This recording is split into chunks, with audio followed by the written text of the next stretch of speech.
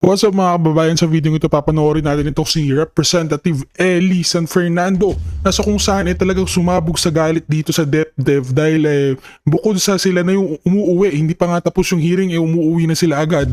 Tapos itong si Representative Ellie San Fernando nabastusan nga dito sa kanilang mga remarks o yung kanilang mga sinabi maging dito kay Bangag dito sa patuloy na pagbibigay nila ng ayuda imbis na itaas ang sahod ng mga manggagawa. Nagsisitaasan na po lahat ng presyo ng mga bilihin pero yung sahod ng mga tao mga kaibigan ay patuloy pa rin nandun sa minimum wage, ika nga. Kaya itong si Representative Elisan Fernando ay talagang napuno sa galit at sumabog at sinagot itong admin ni Bangag, lalo na itong si itong representative ng DepDev dahil nga bukod sa agad ng umuwi hindi masagot yung mga katanungan ni Representative Elisan Fernando at nabutata. Mga kaibigan, this is Space Gen Z nga po pala at sa video ito talagang pag-uusapan natin itong mainit na usapin dito sa patuloy na pagtaas ng bilihin at patuloy na mababa na sahod ng taong bayan. At dito mga kaibigan bibigyan din natin ng pag-uusapan din natin itong kay Attorney Levy Baligod dahil ito meron pong lumabas na resibo na bumili po ng 15 maleta sa Divisoria o Chinatown yata ito, sa Binondo yata ito ayan yan nakita dyan Chinatown nakalagay, Binondo o elizaldi.co o 11 November 19, 2022, 15 maleta nakakahalagang 1.3 o 19,500. Yan mga kaibigan, ang resibo na nilabas ni Atty. Levy Baligod at tiyak panigurado mga kaibigan pupuntahan itong tindahan na to para maimbestigahan yung 15 maletang binili dyan ni Saldico. Yan mga kaibigan, bago po ang lahat huwag niyo po kalimutan mag-iwan ng like sa ating video, maging subscribe para po kayo ay mas maging updated sa mga may init at nagbabagang balita dito sa ating bansa. Mga kaibigan, huwag na natin patagalin at tarakta na tayo, panoorin na po natin si Representative Ellie San Fernando. Panoorin po natin ang video ito mga kaibigan. That the Department of DepDev is not even here. Nauna pang umalis, Mr. Chair. Yun yung pinupunto ni Deputy Speaker Raymond Mendoza. Na hindi prioridad ng executive at ng administrasyon ang mga manggagawa. Pero yun yung Mr. Chair, nauna pang umuwi. DepDev Secretary. Mga tanong ng mga manggagawa, nakapatungkol sa DepDev Also, Mr. Chair, let it be put on record na nauna ring umuwi. Ngayon lang nagpakita si Secretary Go. Ngayon lang nagpakita pero naunang umuwi. Lagi nga nating nakikita sa mga committee hearings, Mr. Chair, si Yusek Adriano.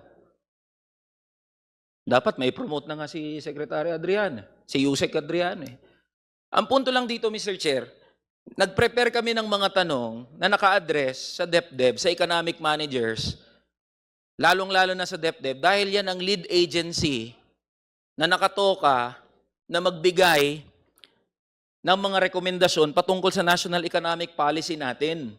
At wala sa current national economic policy, wala ni isang statement, Mr. Chair. Walang kahit anong policy recommendation, walang kahit anong policy statement, walang kahit anong intervention sa mga wage earners natin, particularly minimum wage and middle income earners.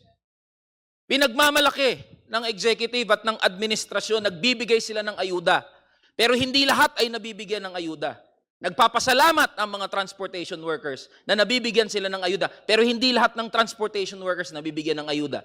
Pero anong tindig ng administrasyon sa mga manggagawang minimum wage earners at sa mga middle income earners? Naiwan sa kangkungan. Walang intervention ang gobyerno. Walang kahit anong pronouncement ang administrasyon. Natulungan man lang ang mga minimum wage earners. Malaking problema to, Mr. Chair. Dahil handa tayo, kahit abutin pa tayo ng madaling araw dito, okay lang sa amin. Nananawagan nga kami ng TUCP, magkaroon tayo ng emergency session para lang mapag-usapan yung sahod ng mga manggagawa. Tapos anong maabutan natin? Mga sekretary mismo na umuwi. Anong mensaheng pinaparating yan sa mga manggagawa? Na kahit nasa gitna tayo ng krisis, nasa gitna ng pagdurusa ang mga manggagawa at ordinaryong Pilipino, nasaan ang mga sekretary natin? Anong pronouncement ng gobyerno sa mga wage earners natin? Wala tayong marinig. And this is exactly the platform, Mr. Chair. Pasensyoso ang mga manggagawa. Maintindihin ang mga manggagawa. Nag-antay nga kami hanggang ganitong oras eh. Para lang makausap yung mga economic managers natin na alam ng labor movement na nangunguna rin na humaharang sa any wage increase. Economic managers ang pumatay sa legislated wage increase 200 pesos. At alam din ng labor movement na economic managers ang nasa likod ng hindi pag-usad ng National Minimum Wage Bill, House Bill number 8081, dito sa House of Representatives. We all know that. And this is the platform, the right platform, Mr. Chair, for us to talk with them and implore them. Now, sana man lang mapag-usapan natin yung sahod ng mga manggagawa. Sa Uplift Committee, walang dole. Nakailang committee hearings na, ang binabanggit palagi, puro ayuda. Pinagsisigawan na ng mga manggagawa, itaas nyo yung sahod. Bibigyan nyo yung mga manggagawa, 1,500 na ayuda. Anong klaseng pambabastos yan, Mr. Chair? Parang namamalimos yung mga manggagawa. 1,500, 3,000 pesos na ayuda. Magkano yan? Arawan. Kung bibigyan nyo ng ayuda mga manggagawa ng 1,500, ang kahulugan niyan, 50 pesos per day. Tanungin ko kahit sino. Dito, sa bulwagang ito, may mabubuhay ng 50 pesos kada araw? Sino bang pinaka-apektado? Sinasabi, Mr. Chair, ng Uplift Committee na priority yung mga pinaka-apektadong sektor ng ating lipunan. Ang mga minimum wage earners at middle income earners natin ang isa sa pinaka-apektadong sektor ng krisis na meron tayo ngayon, Mr. Chair. Sino ba ang mga sumasakay sa jeep, sa bus? Di ba mga minimum wage earners, mga middle income earners? Alam ba ng mga sekretarya natin? Ng mga minimum wage earners natin? Yung mga waiter, yung mga security guard, yung mga pumapasok, mga nag-a-assist sa atin dito, mga minimum wage earners, pumapasok, nakamotor yung mga yan. Nagpapagas, nagpapakarga ng diesel, nagpapakarga ng gasolina. Yung 300 piso na mga minimum wage earners natin, dati kayang pumuno niyan ng motorsiklo. Ngayon, magkarga ka ng 300, maswerte ka na kung umabot ng kalahati. Alam ba yan ng department ng DepDev? Alam ba yan ng DOF? Alam ba yan ng economic managers? Nabubuhay kayo lahat sa simulation nyo. Hindi nyo alam ang tunay na buhay at karanasan ng mga manggagawa at ordinaryong Pilipino. Yan ang pinupunto namin. Tapos anong sasabihin nyo? Gawin nating priority ang mga pinaka-apektadong sektor ng ating lipunan. Mga manggagawang wage earners yan. Yun ang pakiusap namin ng TUCP. Kausapin nyo man lang ang mga manggagawa. Kausapin nyo man lang kami, apektado rin kami. Pero walang kahit anong intervention. Sinong sasagot ngayon, Mr. Chair, sa tanong namin? Wala dito yung DepDev. Hindi man lang nagkaroon ng hiya na mag-iwan ng kahit na assistant dito, Mr. Chair. Mr. Chair. Para masagot yung aming mga tanong. Wala na sasagot. If I may, Kong Eli, no? They both secretaries have asked permission earlier this morning pa because they have an urgent meeting ongoing in the palace pagdating dun sa subsidy ng public utility vehicles.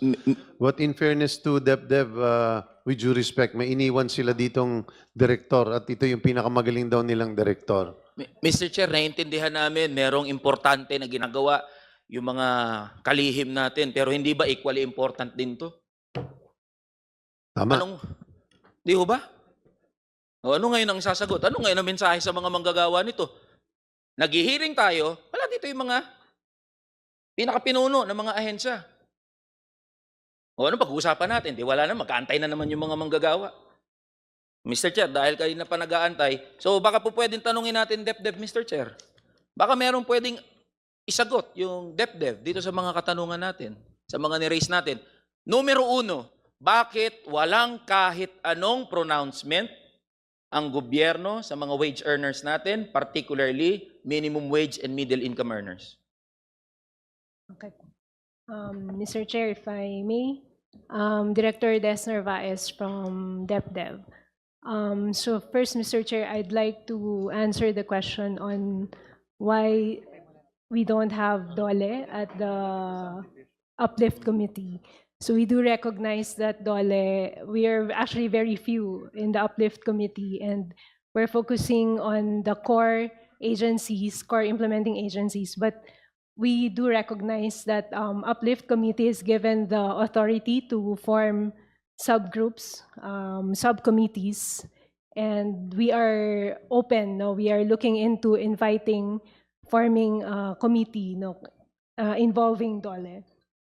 In terms of measures for the labor sector, you're right, Mr. Chair. Currently, we are prioritizing, so the economic managers are prioritizing the severely affected sectors. And incidentally, many of them actually are also wage earners. In terms of other concrete measures, we are currently focusing on ensuring that we protect the job creation. As much as possible, we would want to minimize job losses, because as presented by the Secretary earlier, we do expect if the war lingers, no, it becomes protracted, we do expect some fallout also in the labor sector. And the priority now, apart from taking care of the severely affected sector, the priority is to precisely minimize job losses. Mr. Chair, naiintindihan ko naman ho yung line of answer ng DepDev. Ang swerte ho ng mga malalaking negosyo, sa totoo lang, DepDev. Alam niyo kung bakit? Kasi kanina lang may meeting doon sa Palasyo with Executive Secretary Ralph Recto, yung mga kinatawan ng mga malalaking negosyante. Buti pa ho yun, may assurance kayo. Kasi ang pinupunto ho ng DepDev, Mr. Chair, kailangan daw proteksyonan yung job creation at hindi magdulot ng job losses sa ekonomiya natin. Ipinagpapalagay at ina-assume ho ng DepDev at ng economic managers natin na yung pag-uusap ng kahit anong taas sahod ay magdudulot ng karagdagang pagkawala ng sahod. Willing nga kaming debatihin kayo sa plenaryo tungkol dyan. Pero napakaswerte ho ng mga malalaking negosyante at mga oligarko, may tagapagtanggol sila, DepDev at mga economic managers natin. So, pwede ho bang makakuha tayo ng sagot sa DepDev at economic managers natin? Is it your policy position not to include wage earners in your policy recommendations? Mr. Chair, if I may, as mentioned, it's not that we do not intend to include the labor sector. As mentioned, we are currently prioritizing the severely affected sectors. So, transport, kailan nyo po farmers. iimbitahan? Kailan nyo po i-recommend man lang yung mga manggagawa na makausap? Hindi kami nakakausap.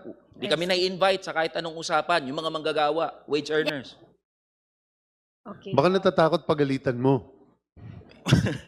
Mr. Chair, kahit gusto ko pong gawing light tong usapan natin, we are really offended kasi. If I may, I think that the relevance of the question pertains to okay naman na inaalagaan natin in terms of prioritization, pero wala tayong nadidinig tungkol sa mga near poor. So ang mga minimum wage workers kasi, ito yung isang hakbang na lang papunta na sa below the poverty line. Ito yung talagang nalalaglag, meaning in terms of economic standing, konting taas ng presyo ng bigas, konting presyo ng gasolina, laglag kagad dito below the poverty line. So, yun ang katanungan dito is ano ang hakbang na ginagawa natin relative to paano natin mabibigyan ng lunas ang pinagdadaanan ng mga ito para hindi sila malaglag doon sa poverty line. Thank you, Mr. Chair. Well, we can only speak of, not exactly of subsidy, but could be a form of subsidy. The measures implemented by the Department of Agriculture to ensure that Mr. Chair, affordable commodity. if I may interject, so is it correct? Go ahead. Doon sa naririnig namin, mas pabor ang DepDev at economic managers na magbigay ng ayuda kaysa itaas ang sahod ng mga manggagawa? If I may, Mr. Chair, it's the position of the economic managers to leave to the regional wage boards the matter of raising wages. Ayan, sasagutin ko ho yung sinabi nyo, Director. Alam niyo ho ang posisyon ng mga regional wage boards at ng DOLE? Wala nga asahan na taas sahod sa Mayo 1. Ano po ang komento ng DepDev dito? Sabi nyo, ipagpapaubaya sa mga regional wage boards. Nagsalita regional wage boards, wala nga asahan at asahod. Ano pong posisyon ng gobyerno dito? Okay, Mr. Chair, if I may, I will speak as member of the wage board of the NCR. I am not aware of such statement. In fact, well, we will convene as scheduled by May. Yusek Bitonyo ho ang nagsabi. I see.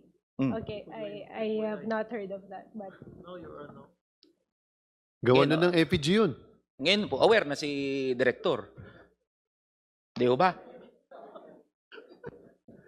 Hindi, punto ko, aware, hindi ka aware Director. Ngayon, aware ka na si Yusek Bitonyo sinabi yun. So, ulitin ko ho, mas pabor ho ba ang economic manager sa pagbibigay ng ayuda kaysa itaas ang sahod ng mga manggagawa? It's a yes or no? Ano lang, question. Okay.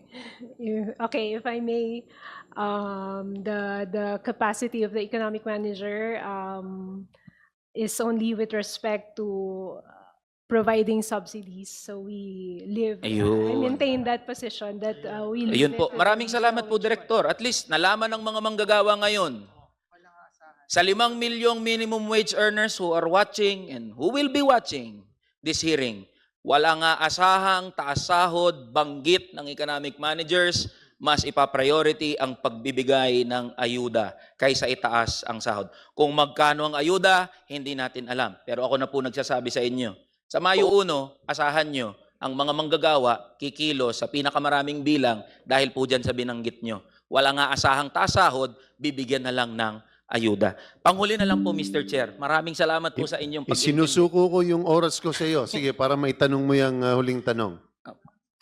So kung yun po ang policy pronouncement ng economic managers ho natin, tama ho ba na ang mga economic managers natin ay tutol sa hakbang? Kaya po tayo nag-uusap ng ganito kasi kailangan ho namin kumuha ng cue mula sa inyo. Ano ba ang gagawin namin sa Kongreso eh? Sa kasalukuyan ho, may mga naka-file na mga wage bills. Isa dito ang legislated wage increase, 200 pesos. Pinangungunahan ho ng ating Deputy Speaker, Raymond Mendoza. Isa rin ho naka-file sa atin ay yung House Bill number 8081 para naman sa mga manggagawa natin sa probinsya, maipantay na yung minimum wage, Luzon, Visayas, Mindanao. So ano po ang policy position ng economic managers natin? Una, sa legislated wage increase, ngayong nasa krisis tayo. Pangalawa, sa pagbubuwag ng mga regional wage boards, ngayong nasa krisis tayo. Sige po, pakisagot, Director. Okay, thank you, Mr. Chair. We will reiterate the position we submitted, I think, late last year, and that's in consonance with the position of the economic managers that we are in support of, strengthening the regional wage board instead of coming up with a legislated wage hike. Okay po. Mr. Chair, maikling clarification na lang po. Sige. Mabilis na lang po to. I-wrap up mo na yan. Sige. Yusek Adriano, if I may ask po. Yusek Adriano, magkano po ang salary grade ng isang undersecretary sa DOF po? Pakiulit yung tanong. Magkano po ang salary grade ng undersecretary? Kayo po, Yusek. 28 ba? Mr. Chair, I'm not actually familiar. 30? Ang USEC? SG salary grade 30, Mr. Chair. Okay po. Magkano po per month yun? Okay, for salary grade 30, that is 218,237. 218,000 po. Based on this Okay po. table that we have. Director, tranche. Director, magkano po salary grade nyo, Director? 26. if I'm not Magkano po per mistaken. month yun? That would be 137. 37. Ayun po ang punto ko, Mr. Chair. Karamihan ho, ang mga opisyal ho natin, kumikita, sumasahod, 200,000-300,000 kada buwan. Kaya hindi nila alam mabuhay gaya ng isang minimum wage earner.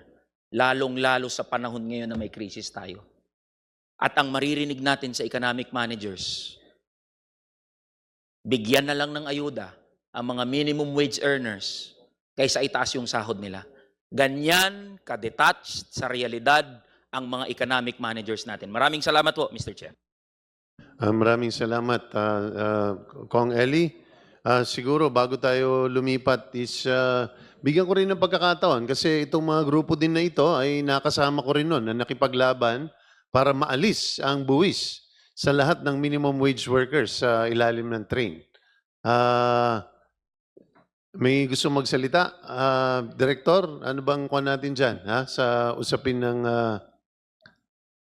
sige, maraming salamat. At salamat, Kaeli. Ngayon naman po, tatawagan natin mula sa Zoom. Nandyan po si Congresswoman Jamjam Baronda ng Lone District of the City of Iloilo. Kong Jamjam, buhay ka pa ba?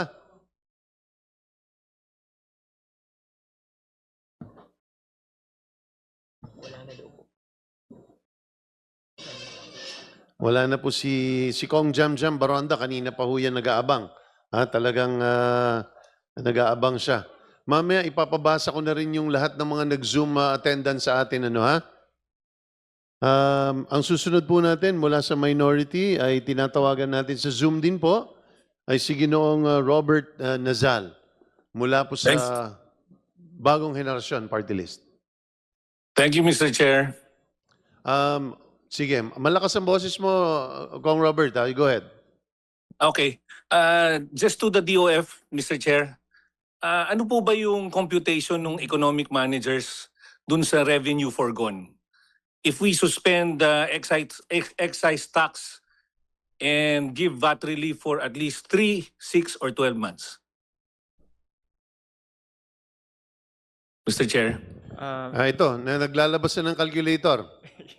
Go ahead, Yusek Mr. Adriano. Chair, assuming full suspension of all excise taxes on petroleum products for 8 months, so basically until December, the net revenue impact is around 100 billion pesos. 100 billion pesos. Yes po. How about that's just for excise tax? No po, it's net revenue impact that includes the additional VAT collection because of the higher prices of fuel, plus the losses from excise and the VAT on excise. So it's negative 100 billion pesos. Million or billion? Billion po. Billion. Billion. 100 billion for 8 months. Yes po. If we... So if we that's including the what do you call this, yung tinaas po ng koleksyon galing sa VAT dahil tumaas yung presyo. Yes, Mr. Chair, it's already included there. That means the additional VAT collection cannot fully offset the excise tax losses if we fully suspend the excise taxes on fuel products. Now, if we include like a VAT suspension, so on top of the suspension of excise, if we suspend VAT on petroleum products, that will be around 210 billion for 8 months. Including excise. Yes. So 210 is for if you suspend both excise and VAT, it's 210 billion, correct? It's more or less, sir. Assuming 100 USD To the price barrel. per barrel. Go ahead, Kong Robert. So that's for 8 months.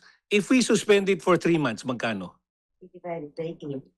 O divide mo by 8. For 3 months, assuming again 100 USD price per barrel, that's again negative 38.1 billion pesos if full suspension of all excise taxes. I would have to compute if we include VAT. Hindi po ba parang maliit lang yon? Considering that right now there are already transport groups, mga jeepney po nagrereklamo sila. Ang kinikita na lang nila, they used to earn something like 500 pesos a day, 400 to 500 pesos on average. Now they're earning 90 pesos. Ano na lang ang kakainin nila? Kung wala tayong galaw na gagawin. Kung wala tayong anything na gagawin just to help them na kumita. Na magkaroon sila ng immediate relief. Meron na hong mga reports na mga private na sasakyan. Nakita ko po dun sa news na nagnanakaw po. Nagnanakaw dun ng fuel sa mga truck na nakaparada sa overnight sa kalye. Hindi po ba dapat meron tayong immediate action na gawin? Ano po ba yung iniisip natin na immediate action na plano nyo pong gawin? Mr. Chair, for one, we have already recommended to the President with regards to the powers of the President to suspend or reduce excise taxes.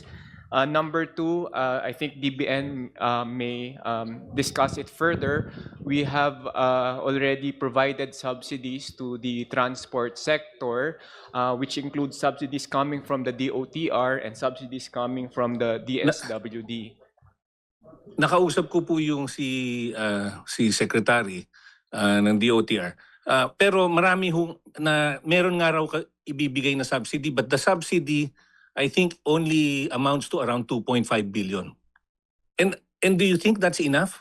Given magkano po ilan na po ang, I think 40% or 50% of the transport sector is hindi na bumabiyahe. So if we're going to give 2.5 billion, ano ho mangyayari? Marami ho nagrereklamo na hindi sila nakakatanggap. I think we need to give importance to this. Kailangan po may immediate action tayo na gawin. Since there are already bills filed on the suspension, why aren't we considering just to subsidize the fuel? Hindi lang in the form of a subsidy, parang i-cap na ho natin. Why don't we just cap it? Yung fuel. Yes, Yusek Adriano. What is the wisdom behind the decision? Mr. Chair, with regards to if the question is why are we not suspending VAT on fuel as well? Why did we only ask for excise? One po is, as mentioned before, the VAT is relatively more complicated than excise. The VAT has input and output VAT.